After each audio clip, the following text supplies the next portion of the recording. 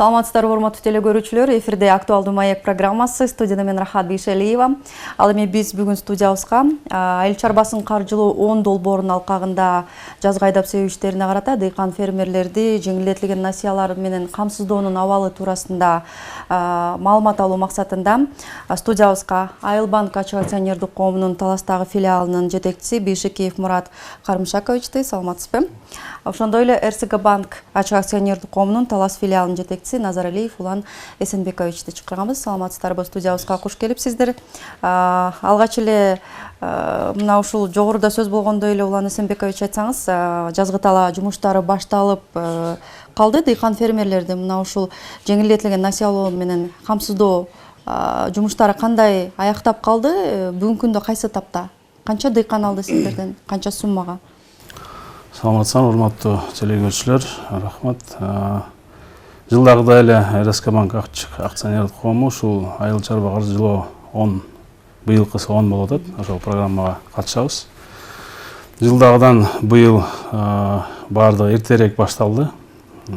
Сиз айткандай канчасы аяктап калды дегендей эле бүгүнкү күнү ошол өсүмдүк өстүрүүгө толугу менен берилип бүттү да, облус боюнча. Берилген планын баары ошо биздин облустта 4 филиал бар. Ошонун баары толугу менен берип бүттү. Айыл чарбасынын каржылоо мал чарбачылыгы боюнча ал боюнча берилип атат.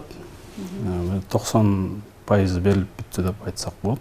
Конкреттүү түрдө айта аласызбы, мына ушул айыл чарбасына, мал чарбасына жанагы айдап себүүгө канча дыйкандан канча арыз келди, канча сом бердиңиздер? Бүгүнкү күнү бизде арыздын саны 400-га жакын. Азыркы датага берилген кредиттин облус боюнча саны 155 насыя алуучулар алды. Анын ичинен ошо мал чарбачылыгына 120 адам алды. Калганы өсүмдүк өстүрүүгө алышты. Негизинен ошо облус боюнча бизге берилген план 131 миллион берилген.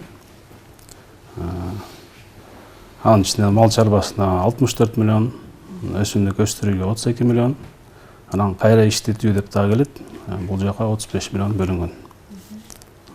Ошонун ичинен ошо мал чарбасы 90%, өсүмдүк өстүрүү 100% берилип бүттү да бүгүнкү күнгө. Бүгүнкү күндө насыялардын баары берилип бүттү деп атасыз. Анан негизи эле баягы берилген план тапшырмалардын баары аткарылды, анан ошол бөлүнгөн акчалардын баары дыйкандарга жеткиликтүү болдубу? Албетте. Дыйкандарга жеткиликтүү болду. Биздин ушу каржылоо 10 программасынын алкагында өзүнүн талаптары коюлат.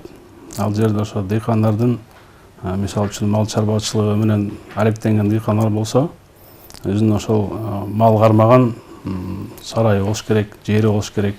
Өсүмдүк өстүргөндөр болсо, өзүнүн жери же арендага жеткен договордун негизинде жерлери болуш керек. Ошол талаптарга ылайык берилди, албетте ошол эмелерге жетти. Дыйкандарга жетти түздөн-түз. Рахмат.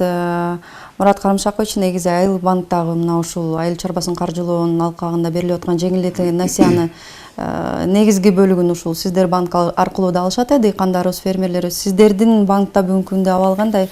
Берилген тапшырмалар аяктап бүттүбү? Дыйкандарга акчалар жеткиликтүү болдубу? Канчасын берип бүттүңүздөр? Саламатсыздарбы?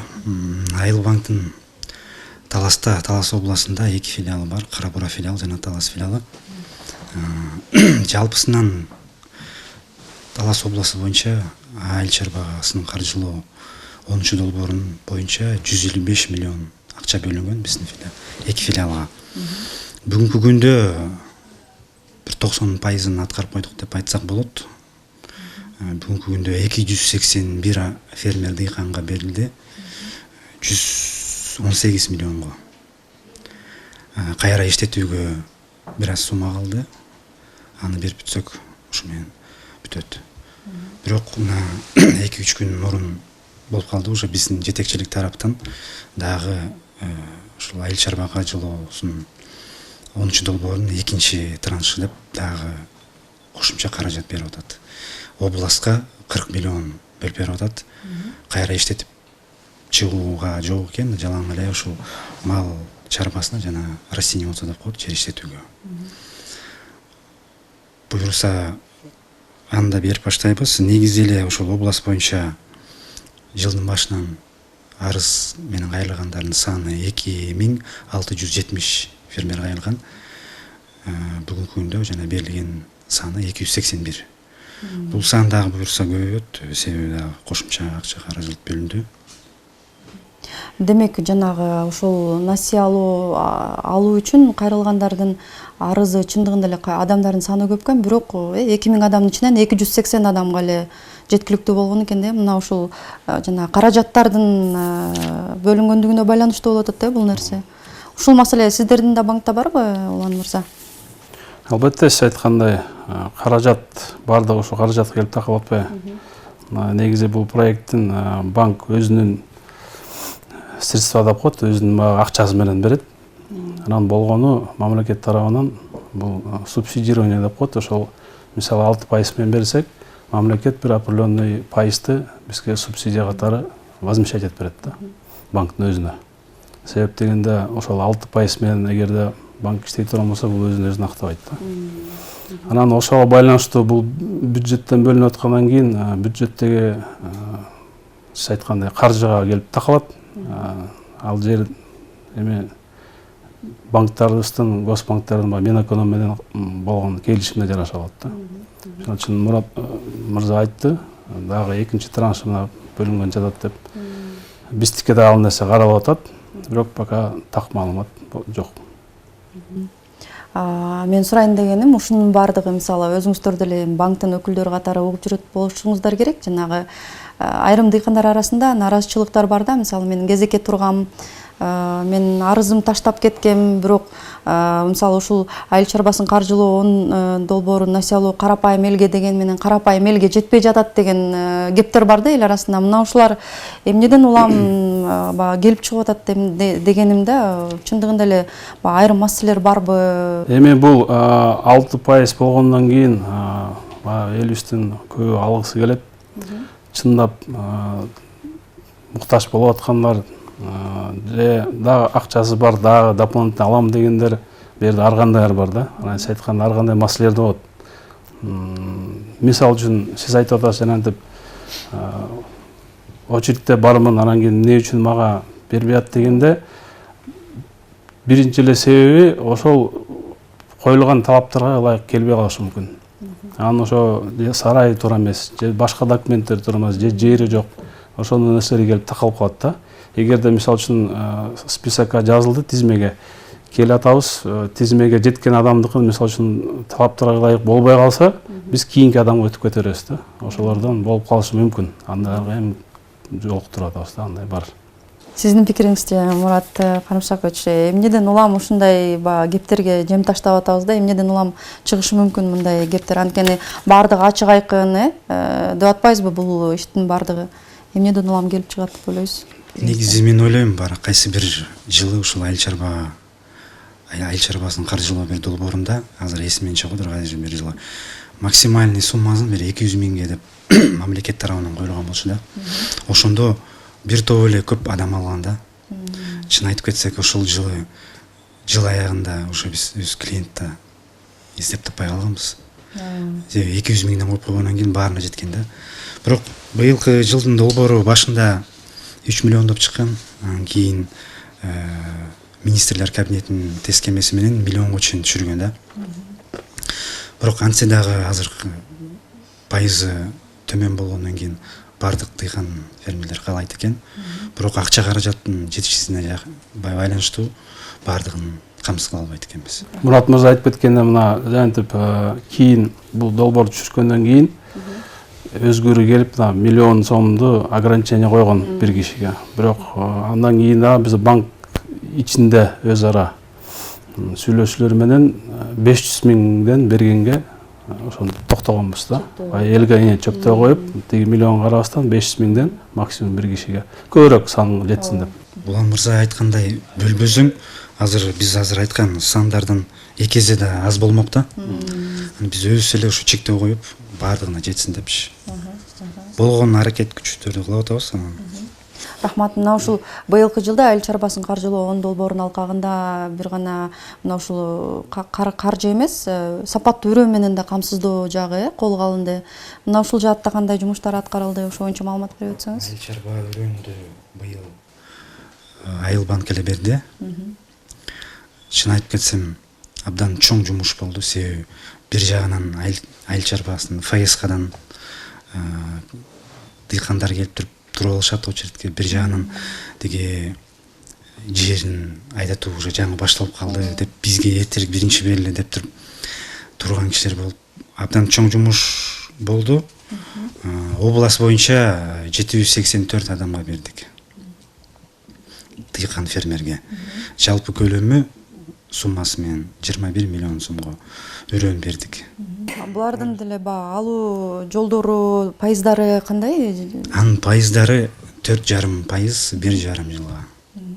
Баягы арыз таштап алам деген дыйкандардын баарына эле жеткиликтүү болду окшойт анткени, бул алдын ала жетиштүү болду. Анан кийин убактысынан өтүп кеткенден кийин биздин банктын жетекчилик тарабынан сурала турган документтерди дагы бир 3-4 эсе азайттык да. Ошондо паспорт айыл өкмөтүнүн справкасы менен бердик да. Мына ушул эле долбоордун алкагында бүгүнкү күндө айыл чарбасын колдоо максатында, дыйкандарды колдоо максатында лизинг жагы да каралган. Мына ушул жаатта дагы маалыматтар бере кетесиздерби? Лизингти дагы ушул банктардын арасынан бир гана Айыл банк эле берет. Айыл чарба техникасын лизингке берүү боюнча жеңилдетилген лизинг да уже буюрса ишке ашып атат. Ал дагы 6% менен болот. Көбүнчө ушул тракторлор спрос болот да дыйкан фермерлери тарабынан. Быйылкы жылда маалыматыңыз барбы? Канча дыйканыбыз, канча фермерибиз кандай техника алып алышты?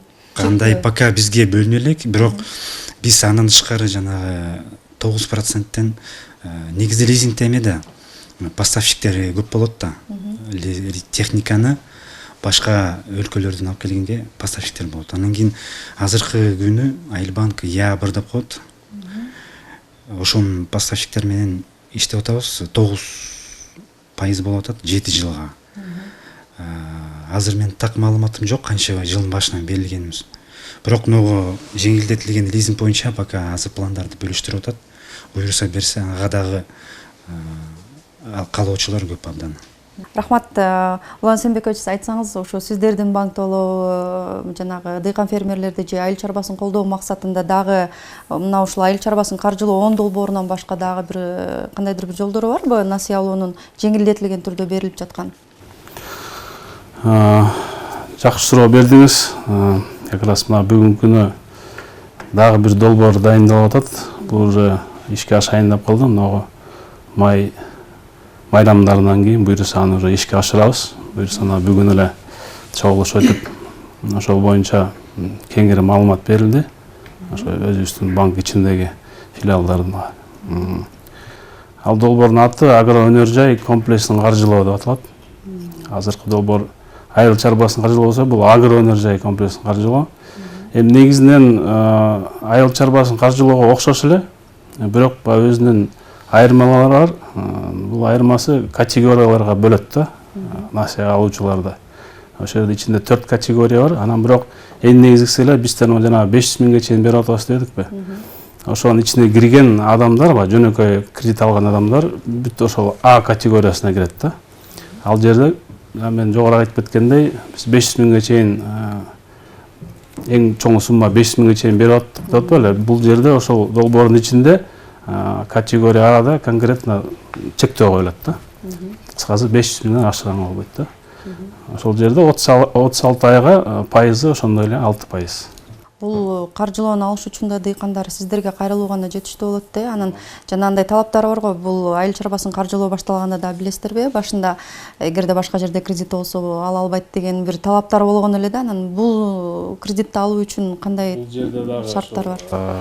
Рефинансирование деп коет. Ошо башка жакта кредиттер болсо алганга болбойт. Кредити жок болуш керек да.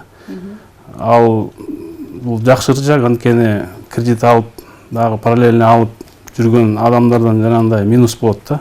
Бул чындап эле вообще кредити жок, чындап эле муктаж болуп аткандарга эменин баарын азайтат да, рисктердин баарынчы. Максатына жетет да, кыскасы. Бул жерде жеңилдетилген несиянын ошо класстер багыттарды айтып кетейин. Бу жерде эң негизги ошо басымдык кылып ошо кант, жемиштер жана мөмөлөр, эт, картошка, сүт, жашылчалар, бакча өсүмдүктөрү, дан, тоок жумурткасы жана өсүмдүк майы деп баса белгиленип кетет да. Мына ушул направленияда иштеген кредит алуучулар болсо алса болот. Бул кийинки категорияларга тийиштүү да. Кыскасы 500 миңден жогору алгандар, 3 миллион, 5 миллиондон өйдө алгандар категориясына жараша. Ушундай эле программа сиздерде да? Бизде да бар ушундай. Улан мырза айтып кетти жогоруда. Категорияга бөлүнөт депчи. Ошол биринчи категориясы ушул деп коет 500 миңге чейин бизге да келди. Буюрса уже баштадык заявкаларды алып. Анан кийин жанагы эл арасында нааразычылык болбосун деп биз жанагы электрондук очередке тургузган клиенттерди улантып кетебиз да. Ошолорду улантып кете беребиз да, по очередь менен чакырып кете беребиз. Себеби башында сөздөр болгон, бул очередь жок эле, кезек жок эле, чакырып берсекпи депчи. Бирок биздин жетекчилик тараптан бунун баардыгын анализ кылып, эл арасында нааразычылык болбосун деп электрондук очередти уланта турган чечимге келдик. Биздики да ушундай, Айыл банктыкындай азыркы турган очередь менен улантып кете беребиз да. Рахмат. Мына ушул айыл чарбасын каржылоо 10 долбоорун алкагында дагы кайрадан сөз кылсак, мисалы айрым жанагы сиз сөз кылбадыңыз, өзгөчө үрөндөрдү таркатуу маселесинде аябай чоң жумуш жасалды депчи, убагында жетишип калуу үчүн. Анан каржылоону эмнегедир мына ушул айдап себүү аяктагандан кийин болушунча эртерээк баштаганга мүмкүнчүлүк барбы? Ошондой кылсак мүмкүн дыйкандар арасында, сиздердин кызматкерлер арасында жанагындай түшүнбөстүк маселелер жаралбайт беле деп ойлойм да. Болушунча эртерээк каржылоону баштаганга мүмкүнчүлүгүбүз барбы? Бул айыл чарба каржылоо долбоорун көп жылдан бери берип келебиз. Анан кийин негизи бул кредиттерде максаттуу пайдаланган жагы жана кайтарым жагы биздин Айыл банктын Талас филиалы тарабынан чоң көзөмөлдө турат. Бүгүнкү күндө биздин филиал тараптан кечиктирүү деген такыр жок да бул долбоор боюнча. Буга чейинки берилген долбоорлор боюнча дагы кредиттер боюнча такыр карыз жок, просрочка жок. Баардык кредиттер максаттуу пайдаланат. Улан Эсенбекович, сиздердин алган кардарларда ушундайбы? Кайтарамдуулугу, максаттуулугу, алган кредиттердин ошонун баарын көзөмөлдөп турасыздар да? Ооба, албетте биз көзөмөлдөп турабыз. Анан биздин ошо Мурат мырза айтып кеткендей эле, бул айыл чарбасын каржылоо пайыздары өтө төмөн, анан условиялар да аябай жакшы болуп атпайбы? Бунда кайтарымдуулугу 100% эле жакшы. Болгону ошо кайрылып кетет элем, ушундай эле убагы менен төлөп, баардыгын максаттуу колдонуп, анткени ошол алып бүткөндөн кийин бизде КИП деп коет, банктардын ортосунда ишеним деген программа бар. Ал жака ошол кандай төгүлдү, бүт историясынын баары жазылат да.